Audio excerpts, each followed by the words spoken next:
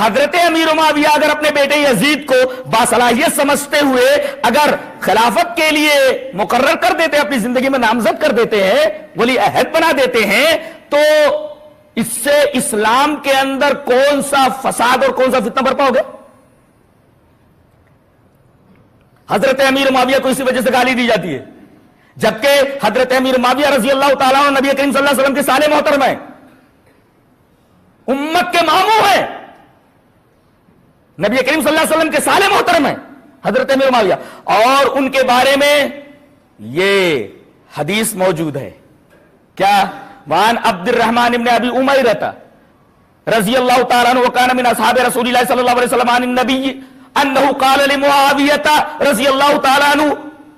اللہم اجعلہ ہادیا مہدیا وحدہ، رواہ الترمذی فی کتاب المناقب۔ حضرت امام ترمذی اس حدیث پاک کو اسے کتاب المناقب کے اندر لائے، حضرت عبد الرحمن ابن ابی امیرہ جو رسول اللہ صلی اللہ علیہ وسلم کے صحابی ہیں، وکان من اصحاب رسول اللہ صلی اللہ علیہ وسلم، رسول اللہ صلی اللہ علیہ وسلم کے ایک صحابی ہیں، وہ کہتے ہیں کہ نبی کریم صلی اللہ علیہ وسلم نے فرمایا، ان نبی صلی اللہ علیہ وسلم، کیا فرمایا؟ کس کے بارے میں؟ قال لمعاویہ، معاویہ کے بارے میں دعا کی، یزید کے باپ حضرت معاویہ اپنے سالے کے بارے میں نبی کریم صلی اللہ علیہ وسلم نے دعا فرمائی، اللہم اجعلہ ہادیا مہدیا، اللہ اس کو ہادی بنا دے، ہدایت دینے والا بنا دے، مہدی بنا دے یعنی ہدایت یافتہ بنا دے، وحدہ اور ہدایت کے اوپر اس کو ہمیشہ قائم رکھ۔ بتائیے جس کو نبی نے اس طریقے کی دعا کی ہو جس کے لیے کہ اس کو ہدایت کے اوپر قائم رکھ، ہادی بنا دے، مہدی بنا دے، لوگ کہتے کہ یہ ہدایت کے اوپر نہیں تھا، گمراہ تھا۔ نبی نے جس کی ہدایت کے لیے دعا کی ہو، اگر وہ آدمی یزید کو خلیفہ بناتا ہے، یزید کو جانشین بناتا ہے، تو یہ ہدایت کی روشنی میں بناتا ہے، اس لیے کہ نبی نے